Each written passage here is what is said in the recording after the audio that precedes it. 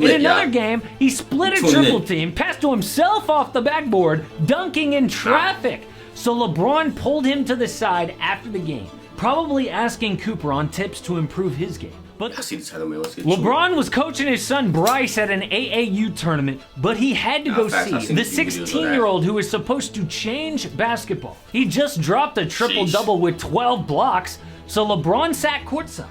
And Cooper Flagg put on a show, smacked every shot near the rim, passing vision. I ain't gonna lie, y'all. AAU basketball been lit. It's been lit. Like Nikola Jokic. In another game, he split a triple team, passed to himself off the backboard, dunking in traffic. So LeBron pulled him to the side after the game, probably asking Cooper on tips to improve his game. But the crazy thing is Cooper Flagg isn't even the #1 ranked prospect. That is Cameron Boozer, whose team beat Cooper's in the championship game. But everyone walked away from the tournament with a third 16-year-old's name on their mind. Not Cooper or Cameron, it's AJ DeBonsta. In fact, one NBA scout told The Athletic, if the best players from the 2023 and 24 draft played a 7-game series against these 16-year-olds, the young guys would sweep in 4 games. So again, if Victor Wembanyama, Scoot Henderson, and next year's #1 pick played Cooper, Cameron, and AJ, Wemby would get swept. How are these kids that good? I've been watching though. A lot of these kids are really different though, like really different. Very advanced. Actually, they probably aren't. History says at least one of them will be a bust. You have to look back at other high school rankings to see how wrong people are about teenage kids. But which one will be? That's a fact too, because a lot of time the game doesn't translate once you get into them higher levels.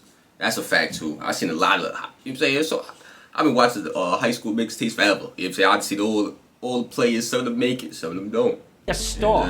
20 NBA scouts and college coaches made the prediction, and the answer is shocking. But first, Chime wanted me to sing a song like "Summertime and Building Great." I'm not bank. Flagg is a 6'8", 200-pound 16-year-old from Maine. The best NBA player ever from Maine is Duncan Robinson. So Coop had to leave the state for better competition. He transferred to Montverde Academy in Florida, where NBA players like Cade Cunningham, Joel Embiid, and RJ Barrett have played. His first D1 offer came in 8th grade, but now every major university wants him on their roster. But Cooper is ranked #2. #1 is Cameron Boozer, son of NBA All-Star Carlos Boozer. Unfortunately, his most viral moment was trying to cover up bald spots with basically shoe polish. But Cameron has a full head of hair. Nah, that's horrible. Carlos Boozer trying to get the fresh line back. Bald spots with basically shoe polish.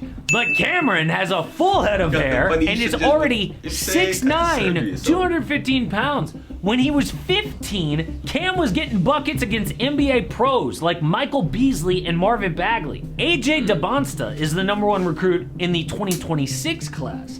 He is 6'7" and started varsity as an 8th grader. AJ was like a younger brother to Terrence Clarke, who tragically died in a car crash right before the NBA draft.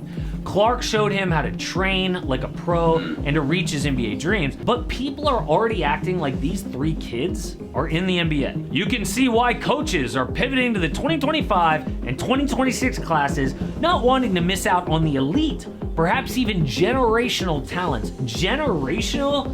That's like saying the next LeBron or KD.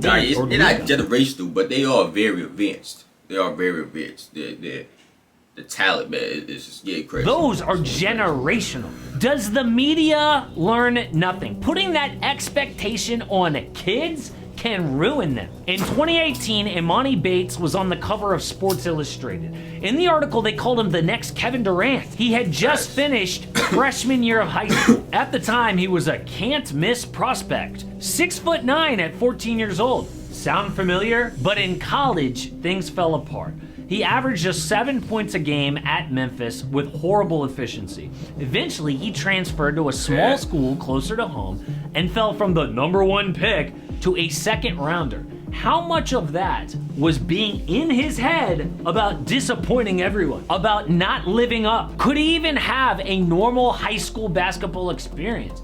If Imani wasn't the next generational LeBron, he was a failure. That's totally unfair. Imagine feeling like you're a loser at 17 years old when you're actually extremely talented.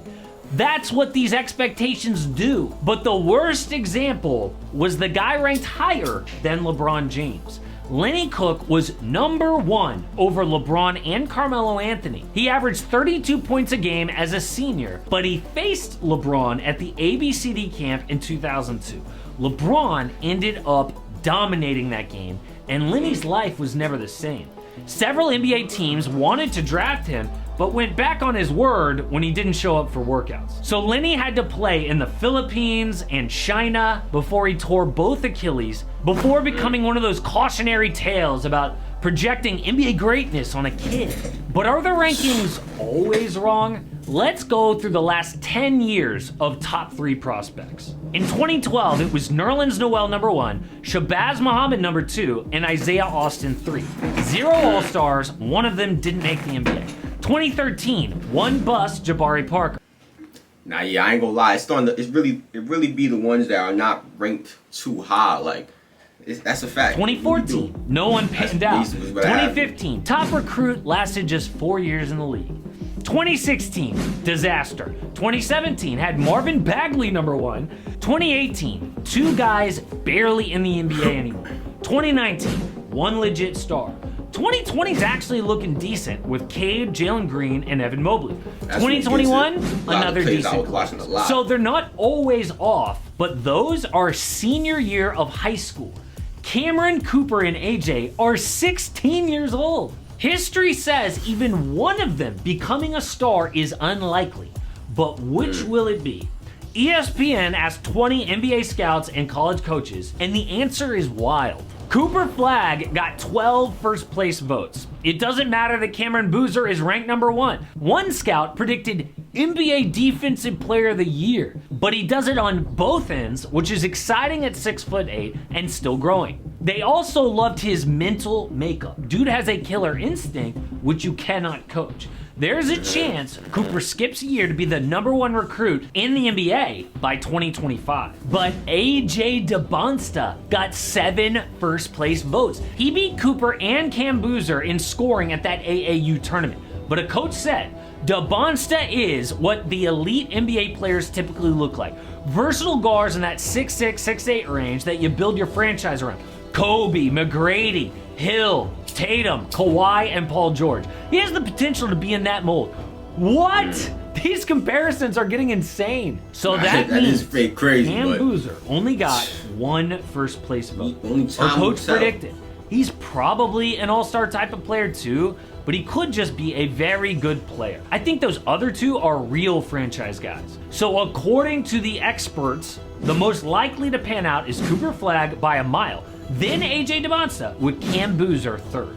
But the truth is, we have no idea. So much can change between now and the 2025 draft. There's probably some 16-year-old European player we don't even know about who could end up being better than all of them.